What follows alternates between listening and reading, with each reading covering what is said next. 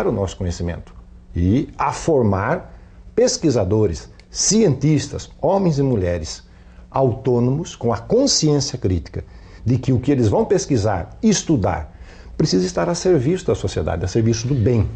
Professor, eu queria fazer uma pergunta, que o senhor colocasse a sua opinião pessoal a respeito disso. A primeira, são duas perguntas na verdade. A primeira é a seguinte: é possível, na sua opinião, ensinar ética? E em segundo lugar, o que é efetivamente uma pessoa ética? Vou começar de trás para frente, professor Ricardo. A pessoa ética é uma pessoa, numa só palavra, é a pessoa autônoma. Há um descompasso hoje em dia na nossa sociedade. Então as pessoas, a pessoa ética é aquela pessoa boazinha, que dá esmola. Não, esse negócio de ser bonzinho não tem nada a ver muito com a ética. Quem quer ser bonzinho vai à igreja, vai estudar catecismo, enfim. E até mesmo nesses lugares a gente não sabe se a bondade às vezes está presente. A ética, ou seja, a pessoa ética é aquela pessoa autônoma. O que significa ser autônomo? Significa que ela pode optar. Então eu digo sempre aos meus alunos, olha, você tem aqui um revólver na sua mão. O que você vai fazer com esse revólver? A pessoa heterônoma, ela ouve o outro.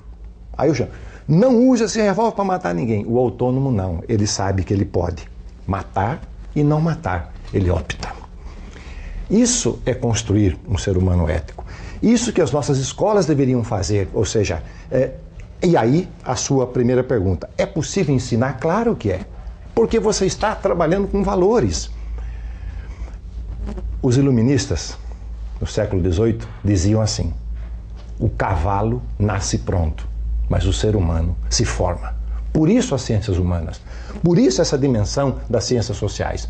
Nós cremos que o ser humano ele é formado através dos valores, na família, na religião, na igreja, na escola, ou seja, Jean Piaget dizia quais são os processos de socialização da criança do ser humano. Então a ética é extremamente importante para esse processo todo.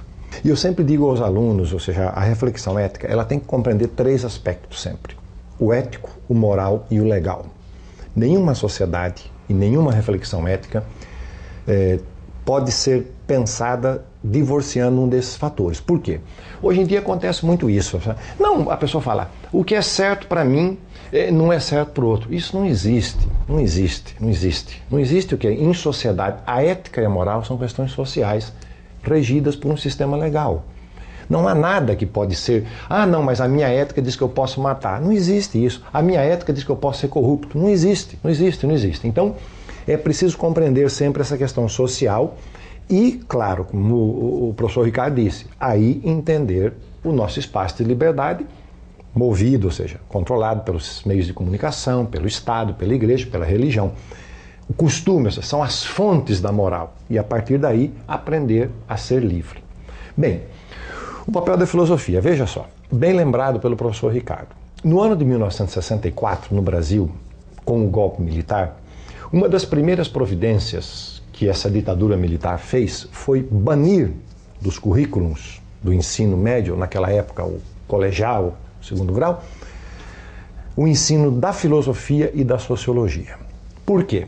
Exatamente porque não interessa a nenhum tipo de ditador e a nenhuma ditadura que as pessoas pensem, que as pessoas sejam críticas, que as pessoas construam o seu espaço de liberdade, de ação, de contradição, de rebeldia. Filosofia e sociologia eram disciplinas ou são disciplinas que levam o ser humano a isso, a essa construção. Então aí vem, professor Ricardo, o lugar da filosofia, o papel nessa questão do ensino.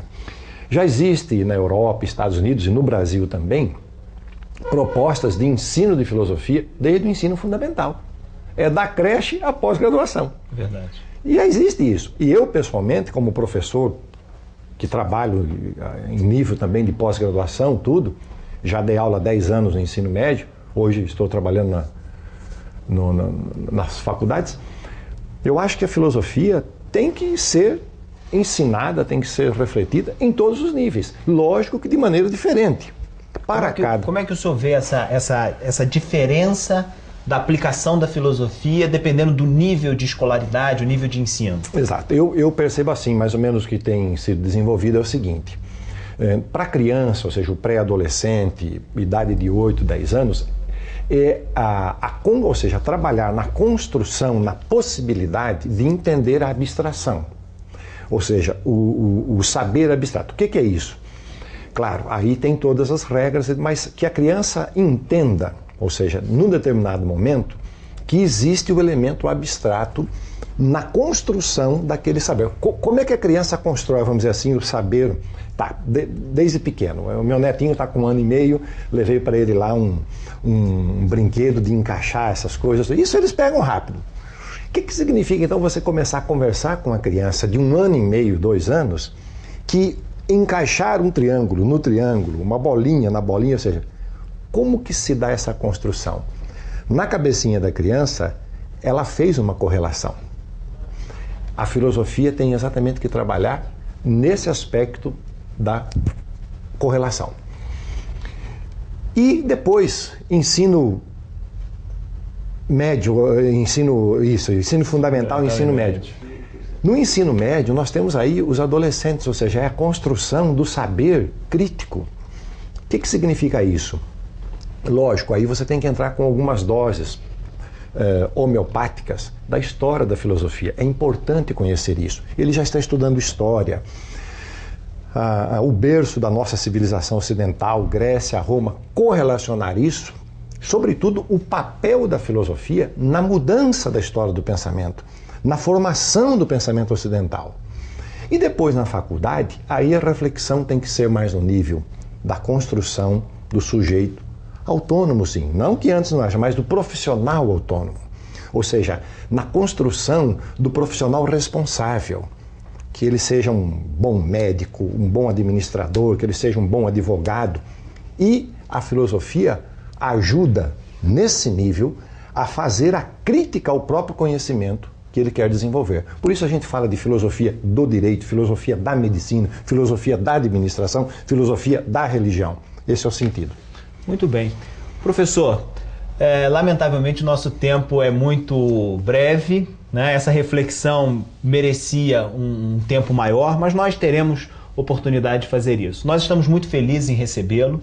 O professor Longini, além de ser uma pessoa muito competente no que diz respeito ao ensino da filosofia, é um grande amigo. Nós trabalhamos juntos durante praticamente 10 anos numa universidade, sim, na cidade do Rio de Janeiro, e temos um laço de amizade, de afetividade muito grande. Professor, suas palavras finais, nosso agradecimento.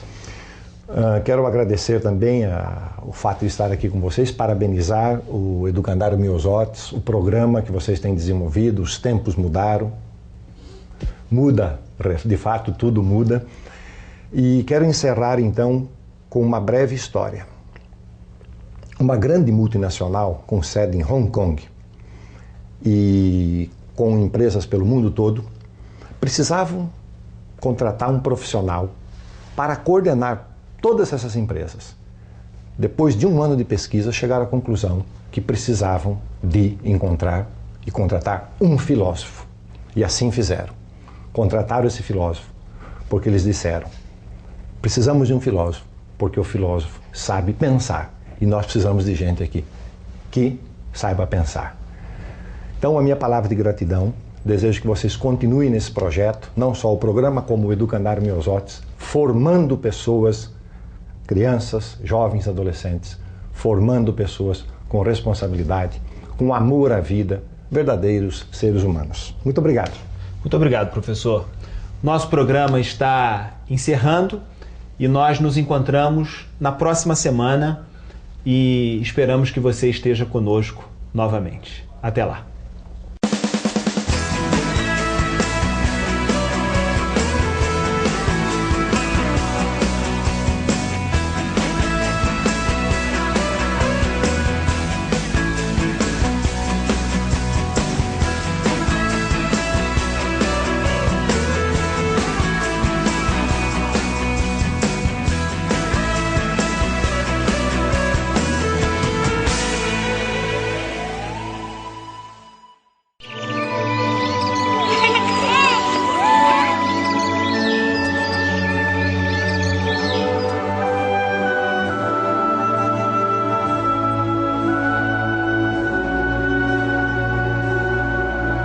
Acreditar num futuro melhor é refletir e agir também sobre questões ambientais.